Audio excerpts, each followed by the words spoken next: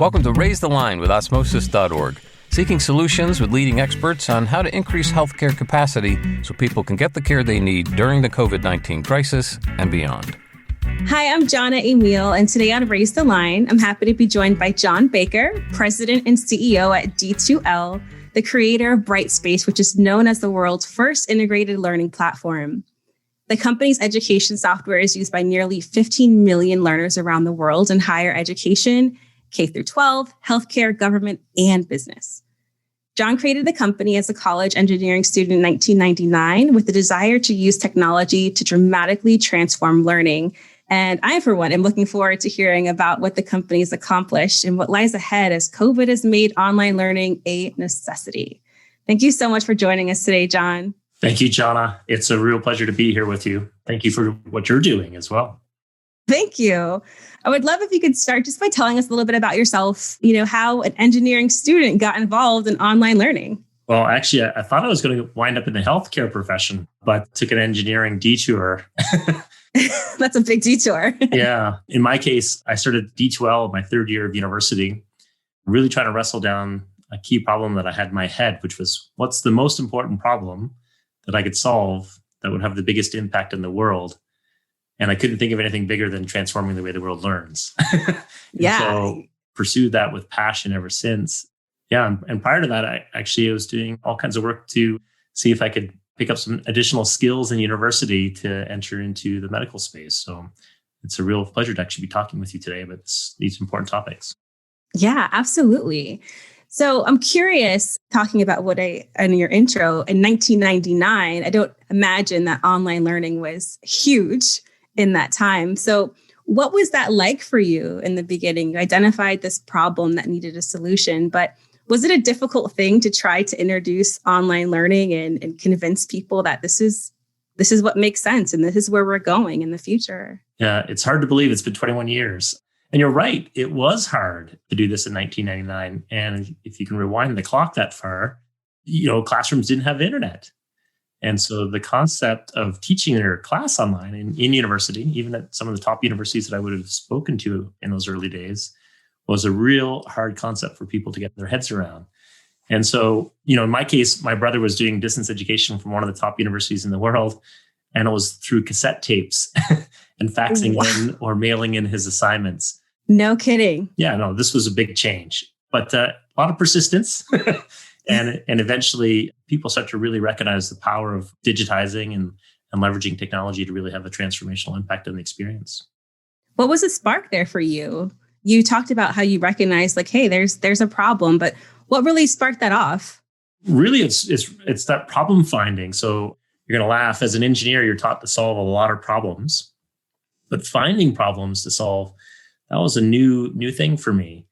And we had a university professor challenge us to go find a problem to solve in my third year of university. And in our case, it wasn't to do with D2L. In our case, we settled on reinventing crutches, something that's been, a challenge for many people that have, had to go on crutches for as long as they've been crutches. Yeah. And so, we won all kinds of awards with our design. We made it possible to go up and down stairs, took away all the problems that would occur if you're a long-term user of these typical crutches. So it was really fun.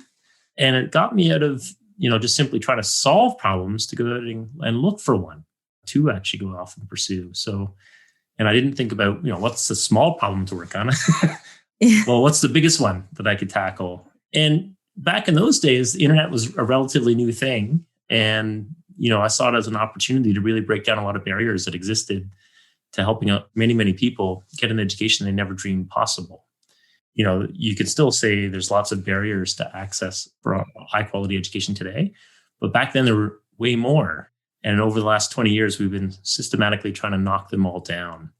So whether that's if you're blind or deaf, we made it possible to participate equally with everybody else in your class using our technology, all the way through to working with some of the original inventors of MOOCs to actually put the extra O in MOOC.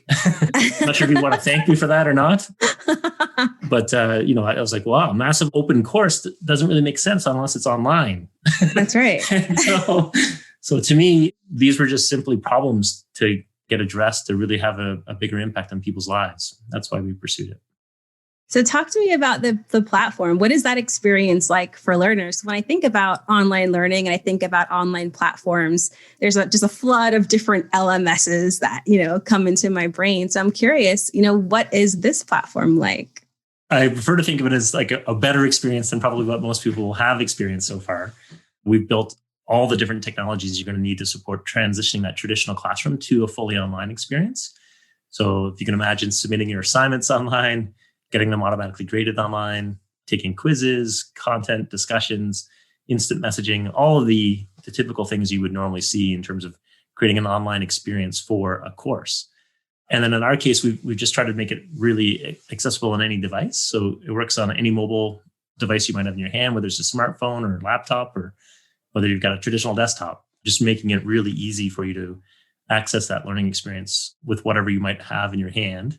And then really importantly, we've actually started to try to transition away from just simply digitizing that experience to helping our clients optimize how learning is done, and also supporting a real transformation of the actual experience so that we can actually free up time, both for the student and for the faculty members, so that they can have a better experience, hopefully, in their educational journey.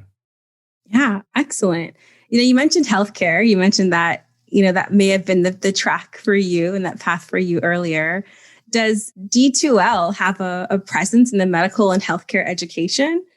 We do. We work with a lot of medical schools. We work with groups like the Association for Nurses across the US, Mass General, their Institute for Health Professions, and dozens of others, and globally. So like, for example, Queensland Health down in Australia, or various different hospitals, all use our technology to support traditional online learning or training for their professions.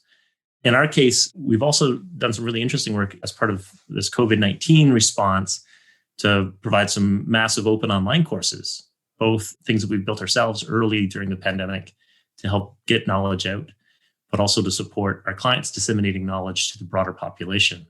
We think about taking an online course in this area as probably more impactful than watching an ad. Yeah. And so if we can help get the right knowledge out to as many people as we can, we're trying to do our little part in playing a small role in this. So you mentioned COVID-19. So that's Sure. the hot topic, right? We got to touch on that. Never, not once. How has that, in your opinion and from your perspective, how has that affected online learning, traditional online learning as we think about it? And obviously, a lot of things are moving to online. A lot of things are moving to virtual simulation and things like that. How do you, identify what has been impacted by that in online learning world? And will this last, do you think? Where do you see online learning going beyond this point? Well, this has certainly been a catalyst for pulling us forward into the future, in my opinion. I don't think we're going to go bounce back to exactly the way things were before. This has really sped adoption up. Not all adoptions are equal. Some folks are ready for this transformation and ready to jump into a better experience online. In other cases, it's been more of an emergency response mode where we're doing, Zooms all day long. And, clearly we've learned a lot over the last 20 plus years in terms of what makes a great online experience. And we need to help various different organizations globally transition to creating even higher quality online experiences. And I know your organization is a big part of that as well, too. But in our case, we think about, well, how do we partner with everybody that we can to drive this change and embrace a better way to do it in an online world? Now, in our case, back in January, February, probably not unlike you, we were watching a lot of the news and noticing, well, this is not as minor of an issue as we led on to believe. So we started preparing. Back in February, I made a bold prediction at the time, which people laughed at, which is I said, we could see upwards of 1 billion students globally at a school. That was before a single school in North America had closed. And in March, we basically had to flip a switch. All of our clients asked to go fully online almost overnight. And that was not easy. It doesn't sound like it. And so in our case, it was a pretty big transition for a lot of folks. I was so impressed with how quickly people work together to solve challenges together and make that as smooth of a transition as you can possibly imagine. But now it's about how do we do this more strategically? This next wave of embracing technology has to be about making the experience better and to support what we have in the traditional environment. The goal isn't just to embrace technology, it's to leverage the technology to make the educational experience more human. How do we engage students in new ways that's going to make that experience better? What does better look like to you? We have so many things that we can do online in online courses and in this online learning experience. But as you think about the future, how do we make that better? Well, for us, we try to strive towards making it easier to help students achieve what they want to achieve. So do you want to become a doctor?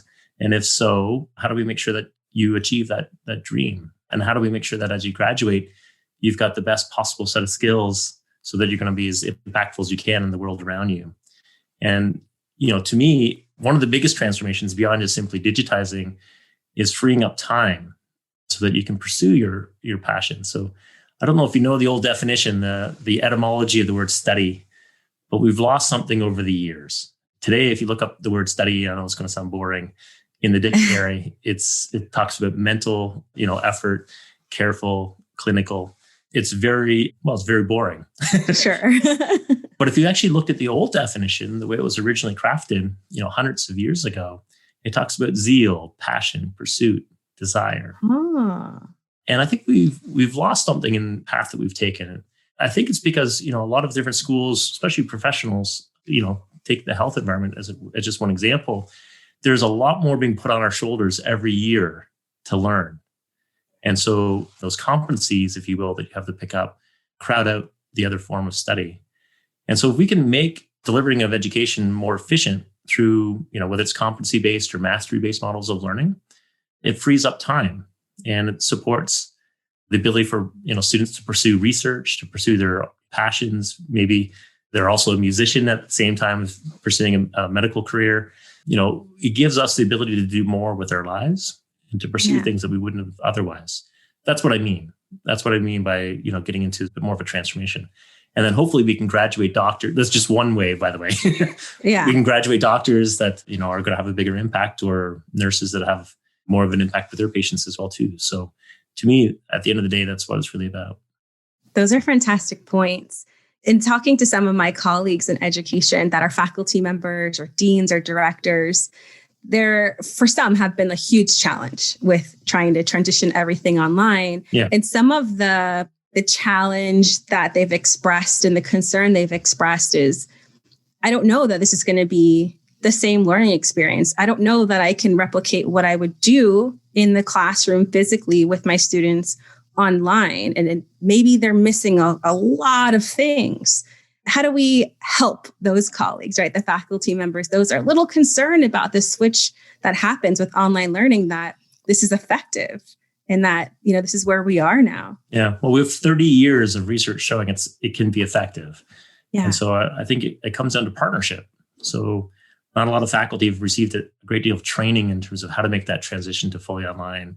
And so if we can partner together, groups like yours, along with, mine, working hand in hand to help faculty make that transition, it makes that job so much easier.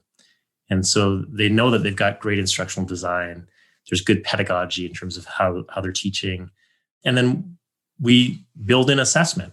So, a big part of this is making sure there's not just assessment as an exam at the end of the year, right? But being able to help, students with that formative assessment, helping them demonstrate mastery as they're going through the program.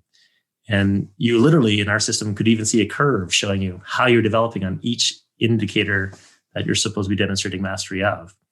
And so you may not get it right. Yeah. And that's okay, because the system will tell you, hey, none of your students got this.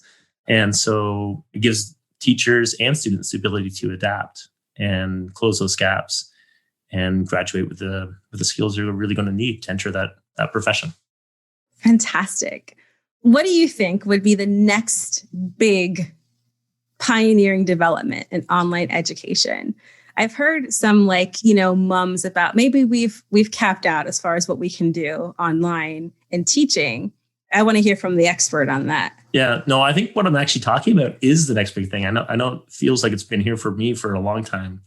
Yeah. And I remember sitting down with the Macy Foundation with Osmosis and others. By the way, I've got one of your mugs. You can't see it here. I can see it. That's cool.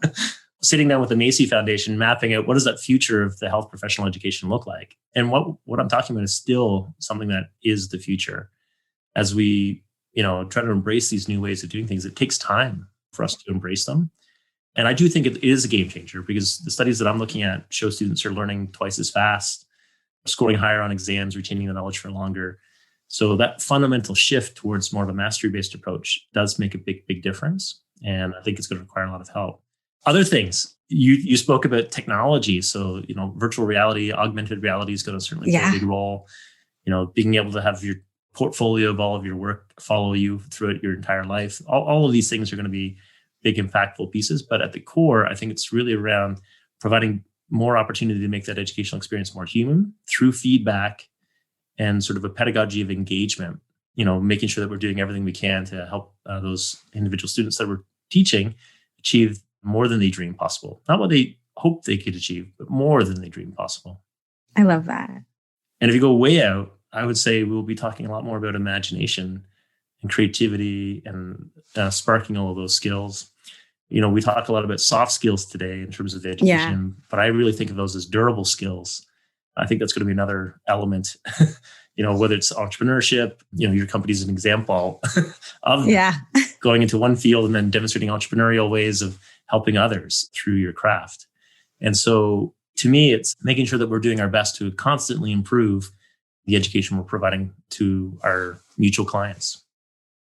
That's awesome. I'm really inspired by just your curious spirit and the story of, what that spark was for you. And I think about our audience. We have a lot of students and early healthcare professionals, and they listen in on these. And those that are entering the field and entering these new roles in their life, they want to meet the moment, right? They want to do something to make a change. And you spoke about, just identifying the problem to solve. But what would be your advice to those that are listening now and they're starting to feel that spark and they want to do something? How do they start? Like, what would you say to them?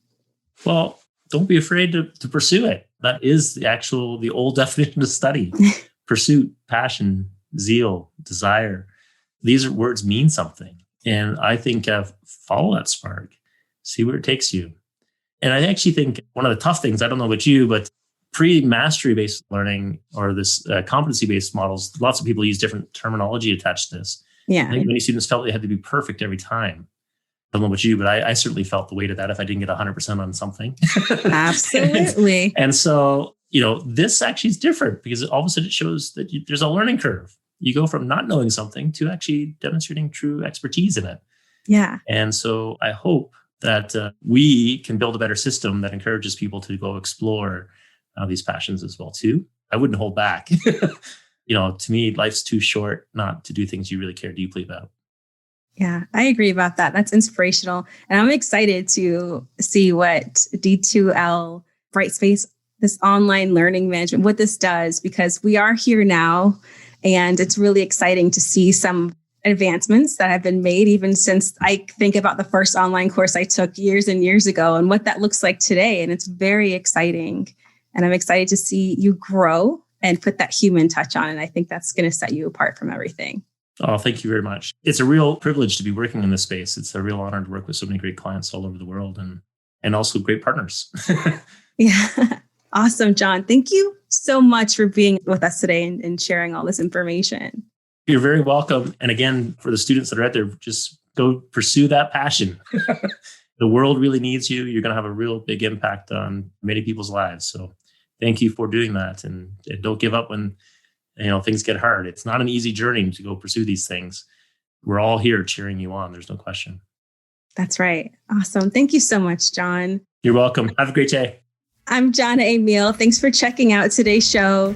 Remember to do your part to flatten the curve and raise the line. We're all in this together.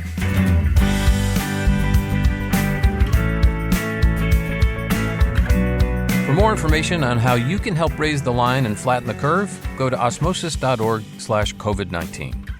If you like this podcast, please share it on your social channels. You can also subscribe to the series and check out all of our podcasts at osmosis.org/Raise the Line podcast.